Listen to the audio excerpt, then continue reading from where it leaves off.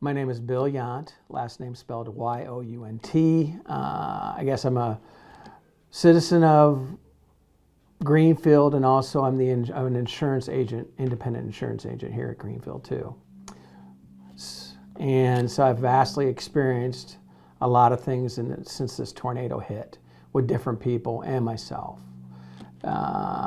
Since the tornado, it happened on May 21st. I lost my house in the tornado. It got damaged to the extent that it was condemned. I also had 2 rental houses. Both were lost in the tornado completely. So what I've done then is my lots, basically my lots became available. I did not rebuild. I decided not to because of my age and other factors involved. And I sold my lots to a guy named Clay Winkleman, and now he's putting in a duplex, a 3-plex, and I think another 4-plex, which we vastly need in our city of Greenfield because we've lost so many rental houses due to the tornado, to the extremes of that it's hard to replace rental houses besides because of the cost of the rebuild in them. So it's been 1 year. Talk to me a little bit about how you feel about reflecting on that time and what's changed. The reflecting is like, how did this happen and how did it happen so fast? I guess, and also the change. I mean, for 1 minute, I had a house, I had my neighbors, I was talking to them outside, and within, I guess, in almost 1 minute, everything was gone. So I lost my house, I lost my neighbors. I mean, I don't even live in my neighborhood anymore because of what the tornado did. So it's a deep sense of loss and just feeling like, why, and then also a disconnect. You feel very disconnected because of everything that's gone, like the trees, the kids, and it just is all new. And you have new neighbors now, or people are still rebuilding, or some are not going to rebuild, and things are just different. And you hope in my heart of hearts that our town survives and can come back from what this is, because I truly, truly believe in Greenfield, Iowa. It's been a great town for me. So you decided not to rebuild. Talk to me about that decision and how you felt about it. My wife and I talked a lot about it. Her name is Annette, and we talked about the rebuild, like what the cost was going to be. And then I'm 65 years old, so almost close to retirement. So to rebuild and looking at what the cost would be to pay off the mortgage and everything, because the replacement cost wasn't going to totally cover what the rebuild would be, because it's close but not close enough. So I'd still have to get a mortgage. So we looked at that, and we've already had a place in our wonderful neighborhood over in St. Mary's, Iowa. So we just decided that I would live there and drive back and forth, is how it worked out. And then also I had my 2 rental properties, and both of those are called what we call actual cash value. And so I just took the insurance carrier, just paid me for X amount of dollars, which was not even close to rebuilding those either. So then that's why I decided to sell the lots, because I could not, in actuality, make it work in an economical manner. And how did that make you feel emotionally to leave Greenfield and know that you couldn't live here anymore? It hurt me. I mean, I still feel a lot of hurt. I feel a lot of guilt besides, because I feel some days like I left my town. But I don't think I left my town, because I still work here and I still care about, I'm an insurance agent, so I have a lot of clients where we're still dealing with all the claims and losses that they're going through. So Kate, who's my CSR out there, myself, we work for Brocker, Carnes & Carnes, and we try to do the best we can for these people. We try to go the extra mile to make sure they're taken care of, and we talk to the insurance carriers and the adjusters and stuff to make sure they're good. But still, with me not personally living here, I feel a little void. I will be honest with you. There's a sense of loss. That's probably the biggest sense, a sense of loss. So, you're helping. Insurance is a difficult task, even for somebody who hasn't lost their house in a tornado. Talk to me about just some of the waters you're trying to navigate with that, with community members here.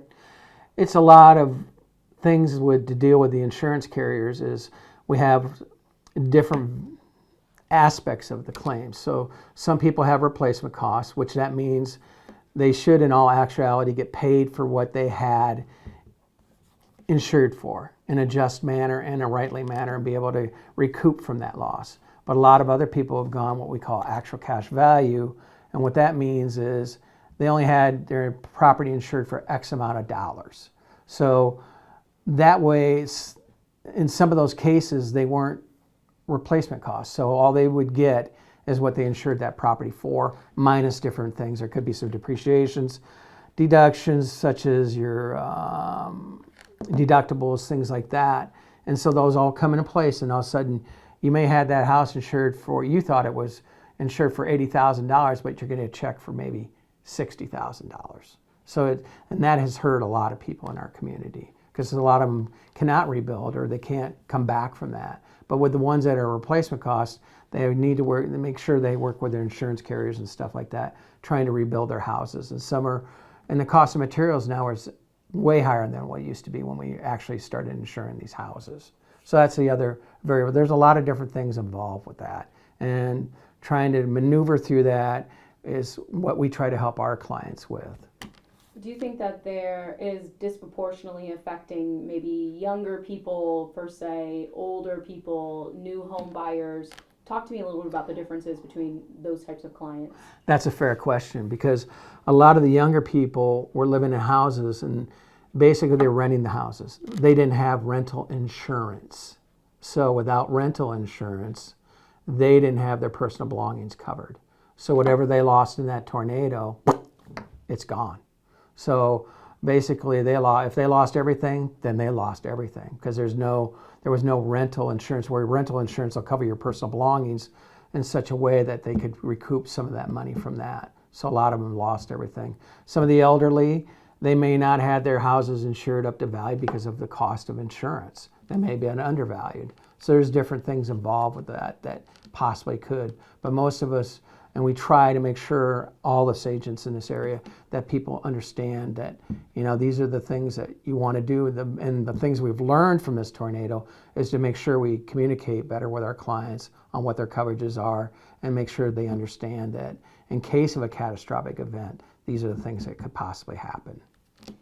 Now, these are difficult conversations that you have to have, if you're possibly telling somebody all the things you lost are gone and there's no money for you. Mm-hmm. Talk to me about those. You don't have to go into detail about specific people, but just overall, what are those conversations like and what are the responses? Those are pretty tough conversations, because there's a lot of guilt on our part. We feel that we, just because of we're human beings, so we feel guilt where we actually did our job, but then a lot of people don't understand that. They think that there's things were insured, but maybe the insurance agent went over that and said no.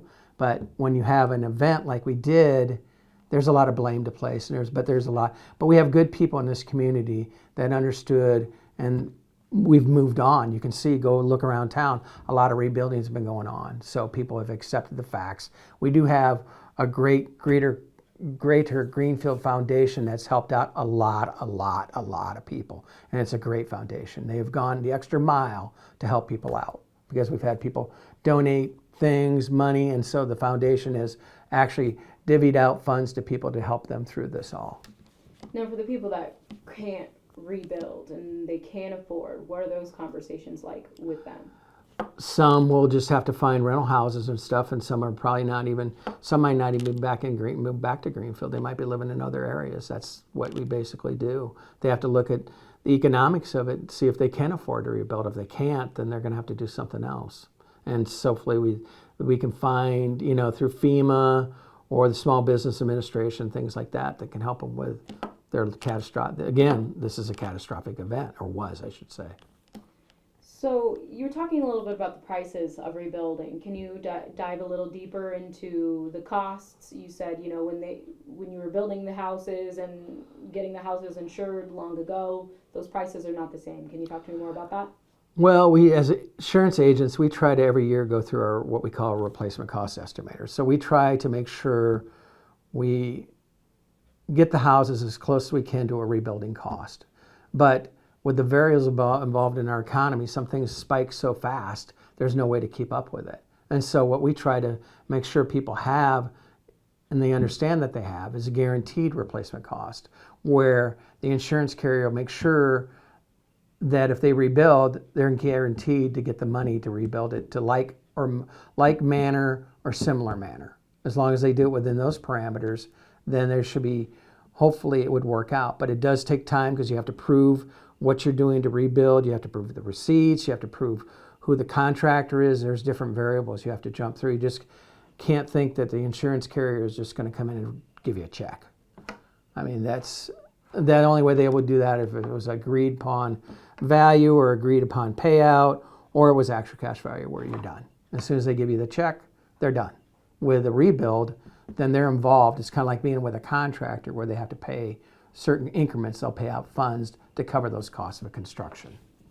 Now, you lived here. You knew your neighbors. You know, Yep. I mean, when we visited you, you knew everybody on the block. I did. Now, what is that like? Is Greenfield still that small town where everybody knows everybody, or are there a lot new faces? I think, I'll be honest with you, I'm probably a little bit, there's a lot of, still the same people, but they're in different locations.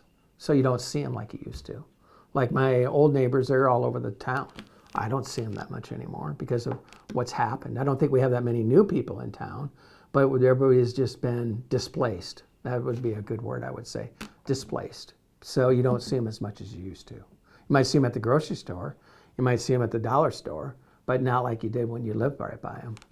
Yeah, so has that affected your relationships with the people around town? I think so. I mean, there's some distance. Not distance, but you just miss each other. When you see each other, you just want to say, oh, I miss you. So, on top of that. Yeah. Now, as far as you're saying, you know, a lot of people couldn't rebuild. They had to leave the town or rent. Do you think that you guys are getting enough people to come in and make it a strong community, or are we experiencing more loss? No, I think I think Greenfield will work heartily at trying to bring everybody back and make sure we're a vibrant community. I mean, we have good manufacturing here. We still have our Cardinal IG plant. We have a local ink plant.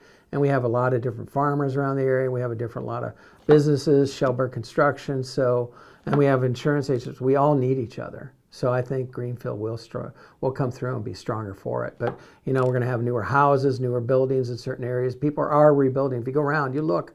They're not just gave up. They haven't just gave up. We have the lumberyard's been remodeled. We have a new car wash that's been remodeled. We have a lot of people down. Some of our other businesses are remodeled, and then we got people building nicer homes. So that's the other thing you'll see is, you know, might have been one house or two houses on side-by-side lots versus now it's just one house because they had to be bigger lots because it's a bigger house.